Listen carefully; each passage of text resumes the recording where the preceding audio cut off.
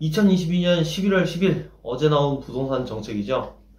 22년 11월 14일자로 서울, 과천, 성남시 분당구와 수정구, 하남, 광명을 제외한 지방의 전부와 수도권 일부, 인천은 전 지역이고요. 경기 22곳, 세종이 규제지역에서 해제됐습니다. 오늘은 규제지역에서 비규제지역으로 바뀔 때 알고 계셔야 할 내용들을 한번 설명드려 볼게요.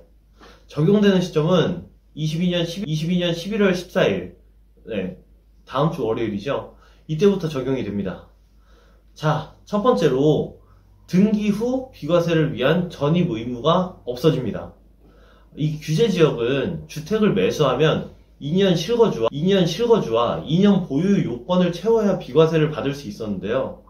규제지역이 해제됐으니까 이제 비규제지역의 주택을 매수하면 전입을 안 해도 2년 보유 조건으로 비과세를 받을 수 있습니다. 비과세는 매도할 때 양도세를 내지 않고 시세 차익을 온전히 받을 수 있다는 말이에요. 그럼 나는 이미 샀는데 어떡하지? 보유만 하면 되나? 하시는 분들이 있을 거예요. 이 규제지역일 때 매수하신 분들은 규제지역이 해제되더라도 거주기간 2년을 채워야 비과세를 받을 수 있다는 점, 이 점 꼭 기억해 두시면 될 것 같아요. 자, 두 번째는 청약 조건이 바뀌는데요. 일단 조정대상 지역은 무주택 세대주만 청약이 가능한데 규제지역이 해제가 되면서 세대원이나 다주택자도 1순위 청약이 가능하게 바뀝니다. 이 규제지역에선 무주택 세대주만 청약이 가능해서 세대원이 청약을 하려면 세대주로 만들기 위해서 세대 분리를 해서 독립시키기도 했었죠. 근데 이 주택이 있는 세대주라면 주택을 6개월 내에 처분한다는 서약을 하고 청약해야 했었어요.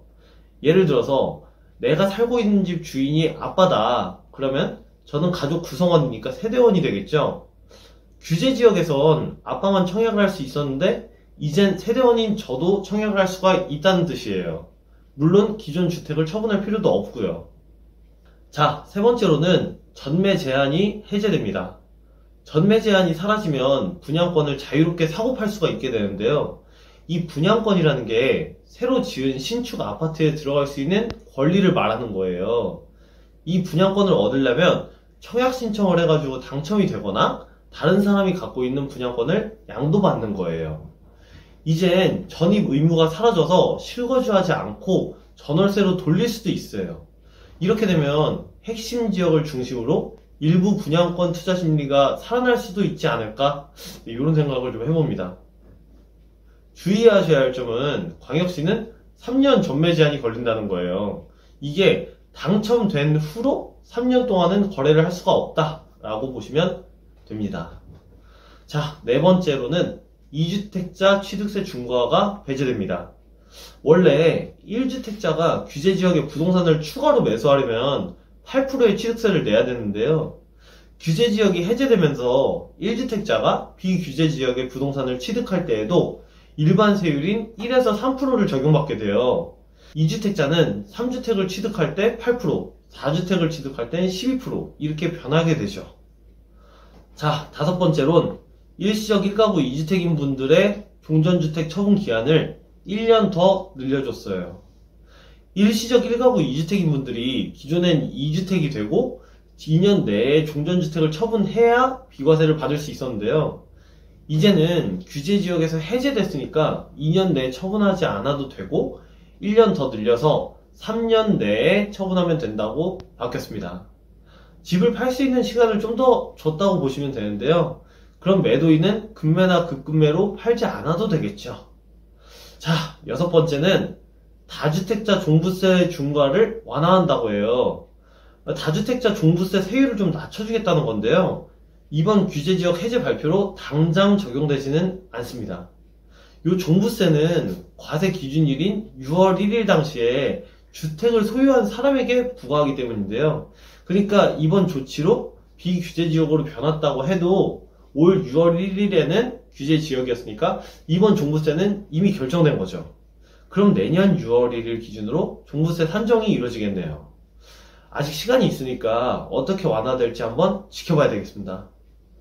자, 일곱 번째로는 자금조달계획서 제출 의무에서 매매 금액 6억 이하 주택을 구입할 땐 제출 의무가 없어집니다.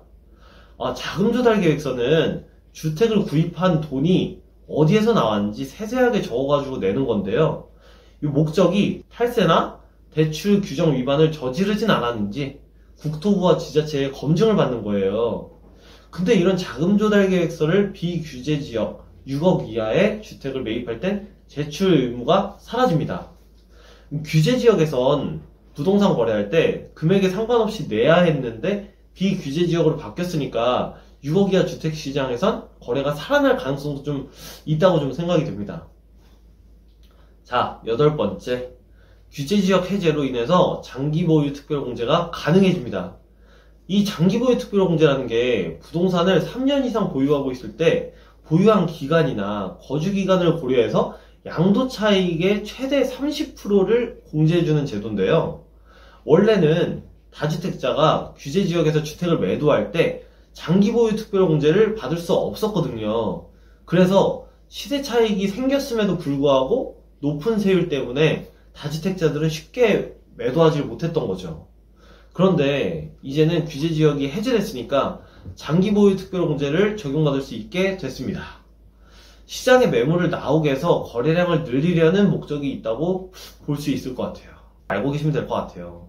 이번 정책은 금리 인상으로 부동산 매수 심리 위축과 거래 절벽으로 인한 세수 확보를 위해서 발표했다고 좀 생각이 드는데요. 이게 파격적인 정책이긴 하지만 아쉬운 점은 DSR 규제가 남아있다는 거예요. 이 DSR이라는 게 총 부채 원리금 상환 비율인데요. 뭐냐면은 개인이 받은 모든 대출의 연간 원리금을 연소득으로 나눈 비율을 말해요. 이 정부에선 가계부채를 문제 삼으면서 DSR 규제를 하고 있는데 이걸 풀지 않으면 대출을 받아서 집 사긴 여전히 쉽지 않을 거예요.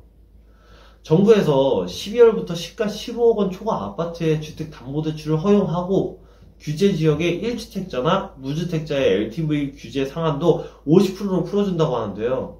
규제가 풀려도 주담대 대출 최고 금리가 연 7% 중반을 넘어가면서 이자 부담이 커지고 DSR 역시 유지돼서 아마 부동산 시장이 살아나기는 어려울 것 같아요. 아마 현재 상황으로 본다면 고금리 상황이라서 대출 규제가 풀려도 혜택 보는 사람은 현금 들고 있는 일부 갈아타기 수요자일 거예요. 자, 오늘 발표된 내용들 중에 중요하다고 생각되는 정책들만 골라서 짧게 설명해 드렸는데요. 아마 이 영상을 보시는 분들은 상승기와 조정기를 같이 겪어보고 있는 상황일 거예요. 이럴 때일수록 각자 상황에선 어떤 스탠스를 취해야 최선의 선택일지 끊임없이 고민해보고 저와 함께 공부해보셨으면 좋겠습니다. 혹시 이해가 잘 되지 않으신다면 댓글로 남겨주세요. 완벽하게 이해하는 게 공부가 되거든요. 오늘도 시청해주셔서 감사합니다. 좋아요와 구독 한 번씩 눌러주십시오. 다음 영상으로 찾아뵙겠습니다. 감사합니다.